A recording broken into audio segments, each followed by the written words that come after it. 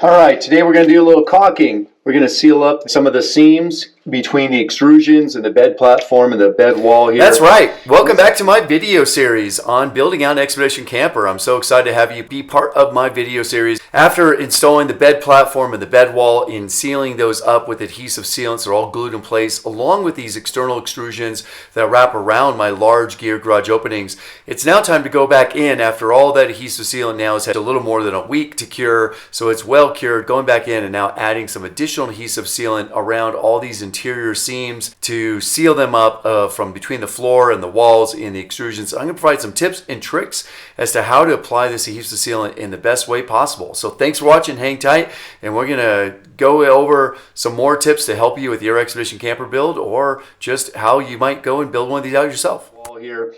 And this is actually one of the most rewarding parts of the project for me, or at least has been so far.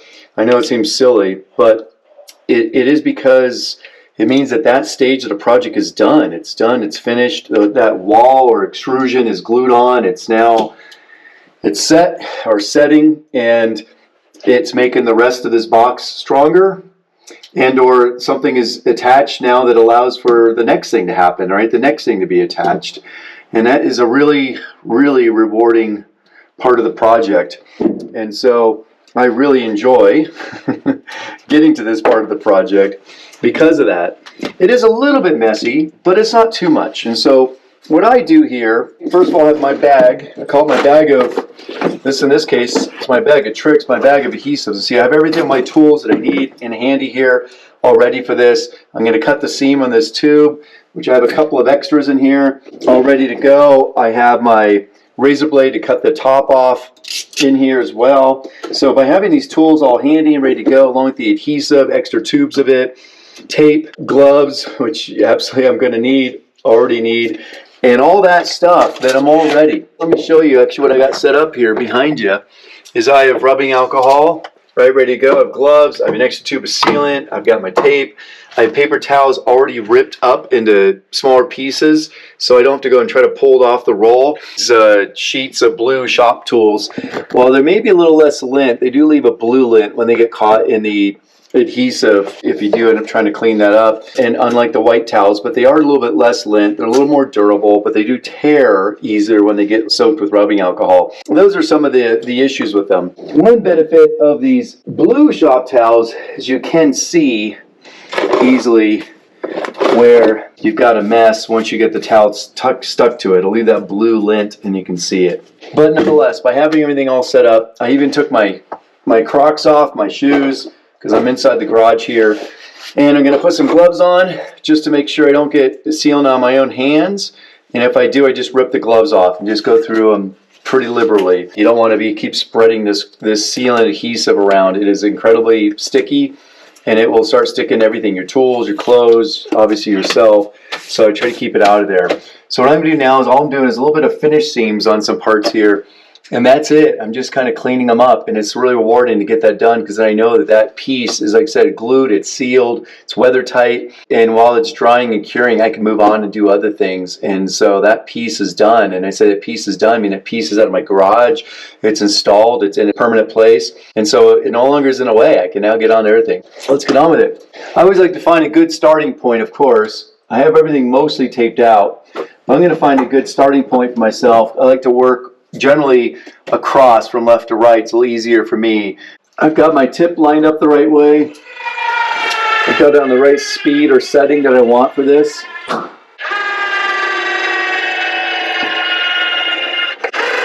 You see right there, I already got a little goop up, as I call it, but I'm going to take this extra goop instead of just discarding it, and I'm going to push it into this corner here, which needs quite a bit of goop anyways. And as I've talked about in other videos, I really feel that a good quality electric caulk gun is essential for this application.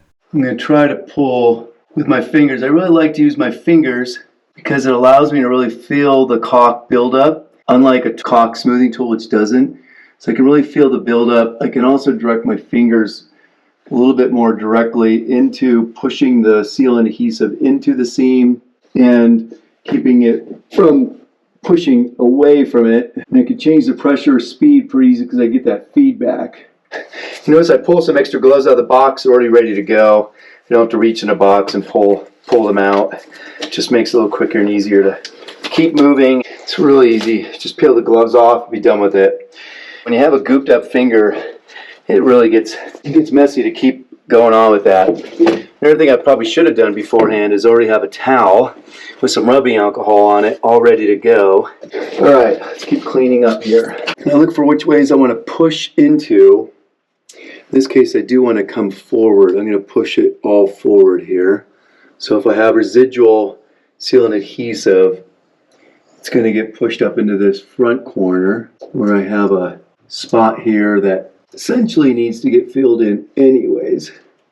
All right, so one of the tricks that I've learned is sometimes just letting the sealant just set up for a few minutes. So go around, do all of your application of the sealant adhesive and let it set up for a few minutes while you're doing all that. And then you can come back, smooth it out. That tends to work better for really getting a good, smooth, finished looking product here where everything's really nicely sealed up.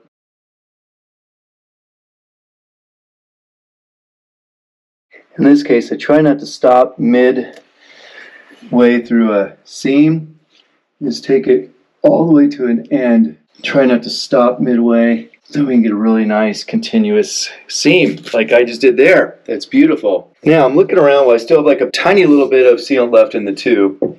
Trying to see what else I can smooth out, finish up. I do have some other things I do need to finish up, so I'm going to work on those.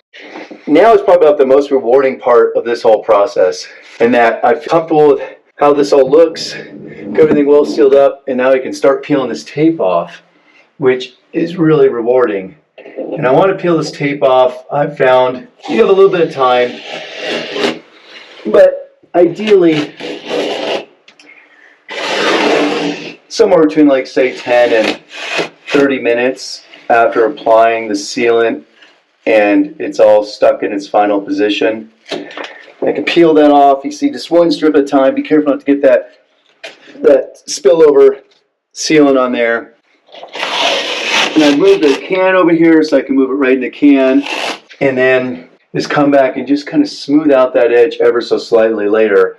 Well, I'm going to peel some of this tape off first. Make sure it doesn't get adhered down.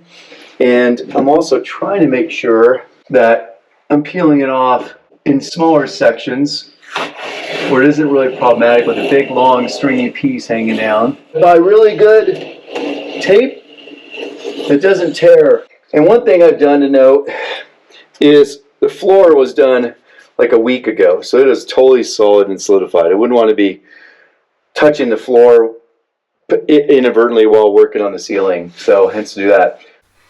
I hope these tips were helpful for you in your expedition camper build or anything else, and I'm looking forward to sharing more with you as we start getting into the interior build out in these upcoming videos. Oh no, this has never happened. I'm in a really precarious place here if I don't really see no way around that.